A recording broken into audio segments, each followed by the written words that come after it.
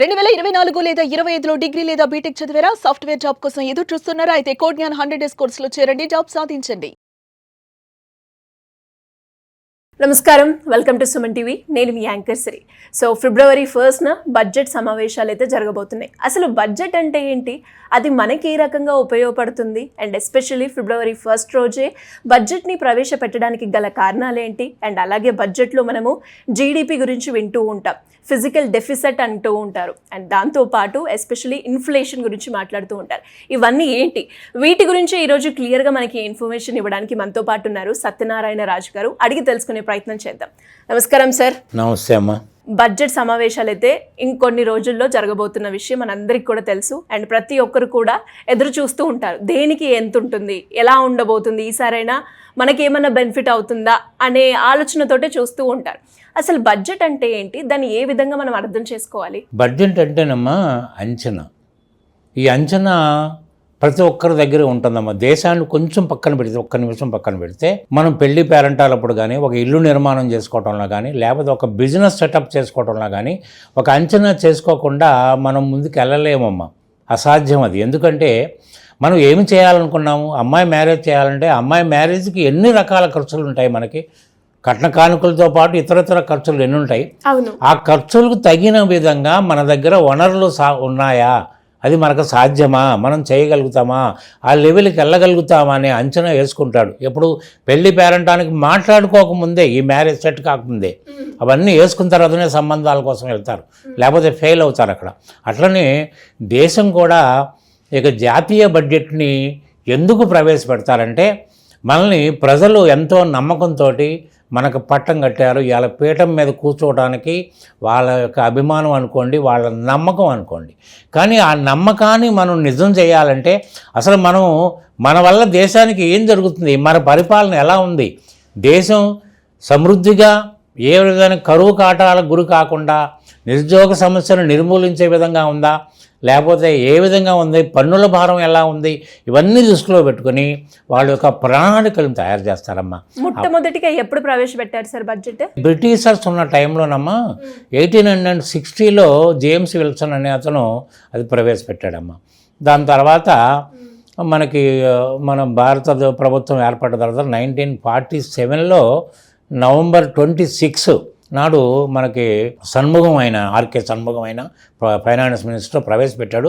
అది interim budget అమ్మ, ఒక 7 monthsకే ఉందమ్మా అది. ఓకే. అండ్ అలాగే సార్, ఈ బడ్జెట్ ప్రవేశపెట్టడానికి గల కారణాలు ఏంటి, ఎందుకు ప్రవేశపెడుతూ ఉంటారు బడ్జెట్ ప్రతి సంవత్సరం? ఇప్పుడు చెప్పాను కదమ్మా, బడ్జెట్ ప్రవేశపెట్టడానికి ముఖ్యమైన కారణం ఏంటంటే, మాకు ఈ ఆలోచన ఉంది, మీ కొరకు, మమ్మల్ని ఎన్నుకున్న మీ కొరకు మేము ఇలా చేయాలనుకుంటున్నాము, ఈ విధమైన సంక్షేమ కార్యక్రమాలు కానీ, లేదా రక్షణ వ్యవహారాల్లో కానీ, లేకపోతే హాస్పిటల్స్ కానీ, ప్రాజెక్టులు కానీ, అవి ఇతరత్ర సౌకర్యాలు సమృద్ధిగా ఉంచడం కోసం, ఏ విధమైన కరువు కాటకాలను మీరు టచ్ చేయకుండా ఉండటం కోసం మేము మీకు ఈ విధంగా చేయబోవటానికి మా అంచనాలు ఎలా ఉన్నాయి, దానికి తగిన వనరులు ఎలా ఉన్నాయని చెప్పడానికి ప్రవేశపెడతారమ్మా. అండ్ అలాగే సార్, బడ్జెట్ ప్రతి సంవత్సరం మనం చూసుకున్నా ఫిబ్రవరి 1 రోజే పెడుతూ ఉంటారు.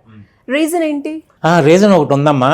బడ్జెట్ అనేది, ఇప్పుడు మరొకసారి చెప్తున్నాం, బడ్జెట్ అంటే అంచనా, ఖర్చులు ఆదాయాల యొక్క అంచనా. ఆదాయాలు అంటే వచ్చిన ఒరిజినల్స్ కాదు ఇవి, ఇంత ఆదాయం వస్తుందని అంచనా, అట్లనే ఇంత ఖర్చులు అవుతుందని అంచనా. ఈ అంచనాలు నిజం కావాలంటే, ఇప్పుడు ప్రభుత్వ పరంగా మేము ఏదో అనుకున్నాం, మేము ఏదో చేయాలనుకున్నాం, డెఫినెట్గా ఇంత వనరులు మన దగ్గర ఉంటాయని అనుకున్నాం, కానీ ఎంతవరకు నిజం అవుతాయి? మరి ఇది ప్రజలు కూడా నమ్మాలి కదా. ప్రజలంటే మన ముందుకు నిలబడరు కదా. అంటే ప్రజలు ఎన్నుకున్న ప్రతిపక్షం వాళ్ళు కూడా ప్రజల తరపునే మాట్లాడతారు కదా. వాళ్ళ ముందు ఈ డాక్యుమెంట్ని ప్రవేశపెట్టి వాళ్ళు డిస్కషన్తో చేసి దీంట్లో మంచిని మాత్రమే ప్రజలకు అందించే కార్యక్రమంతో అడ్వాన్స్గా పెడతారమ్మా. ఎందుకంటే ఫిబ్రవరి 1లో వచ్చిన బడ్జెట్ని ప్రవేశపెట్టిన బడ్జెట్ ఏప్రిల్ 1 నుంచి అమల్లోకి వచ్చేటట్టు చేస్తారంటే ఈ గ్యాప్లో డిస్కషన్స్ పార్లమెంట్లో కంటిన్యూస్గా జరుగుతాయమ్మా. ఓకే. అండ్ అలాగే సార్, ప్రతి బడ్జెట్లో మనం వింటూ ఉంటాం జీడిపి అని. అసలు ఈ జీడిపి అంటే ఏంటి, ఇది దేశానికి ఏ రకంగా ఉపయోగపడుతుంది అంటారు? జీడిపి అంటేనమ్మా గ్రాస్ డొమెస్టిక్ ప్రొడక్ట్ అమ్మా, అది అబ్రివేషన్ అమ్మా. అది గ్రాస్ డొమెస్టిక్ ప్రొడక్ట్ అంటే మన దేశంలో ఎటువంటి అభివృద్ధి కార్యక్రమాలు జరుగుతున్నాయి అంటే, మనం సొంతంగా సాఫ్ట్వేర్ని తయారు చేసుకుంటున్నామా, తర్వాత అగ్రికల్చర్ పరంగా మనం ఎంతవరకు ఉన్నతికి వెళ్ళాము, తర్వాత ఇతరత్ర మిషనరీస్ కానీ ఏదైనా కానీ మనం తయారు చేసుకుని ఎక్స్పోర్ట్ చేయగలుగుతున్నామా అంటే అభివృద్ధి పదంలో నడుస్తున్నామని సూచిక అది. It is a road map. అభివృద్ధి పదంలో నడుస్తున్నాము, మన ప్రొడక్షన్ పెరిగింది, మనకి అన్ని ఆదాయాలు పెరిగినాయని కూడా చెప్పడమే కదా రోడ్ మ్యాప్ అంటే. అదమ్మా ఫైనాన్షియల్ డెఫిసిట్ అంటే ఏంటి సార్? ఫైనాన్షియల్ డెఫిసిట్ అంటే ఏమీ లేదమ్మా. ఇప్పుడు ముందుగా నేనేం చెప్పానమ్మా, ఫస్ట్ ఏం చెప్పాను, ముందు ఖర్చులు అంచనా వేస్తాం. ఇన్నిన్ని ఖర్చులు, ఇన్నిన్ని సంక్షేమ కార్యక్రమాలకి ఏదైతే సబ్సిడీలకు అన్ని అట్లా వేస్తున్నాం కదా, మరి దానికి తగిన వనరులు మన దగ్గర ఉండాలి కదా. ఎలా ఖర్చు పెడతామమ్మా మనకు అంటే మన దగ్గర సహజ వనరుల నుంచి వస్తున్నాయి, రోడ్ వేస్లో కానీ మైన్స్ వల్ల కానీ అవి వస్తున్నాయి, పన్నుల ద్వారా వస్తున్నాయి కదా.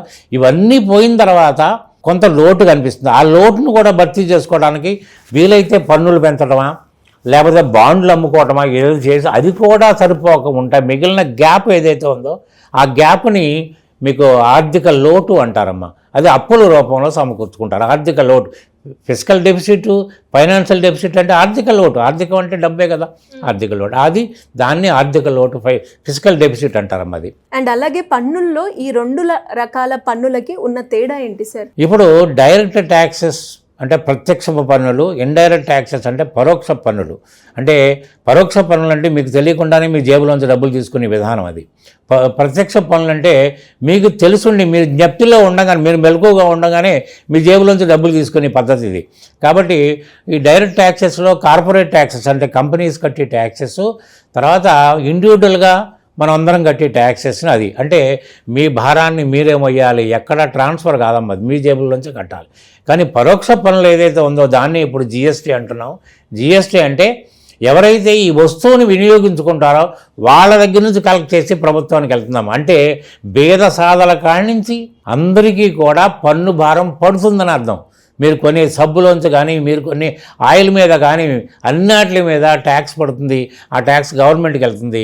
అత్యధిక శాతం వచ్చేది indirect taxes, not direct taxes. And అలాగే సార్, బడ్జెట్ అంటే కేవలం పన్నులు పెంచడము తగ్గించడం మాత్రమేనా? కాదమ్మా, ఎట్టి పరిస్థితుల్లో కాదమ్మా.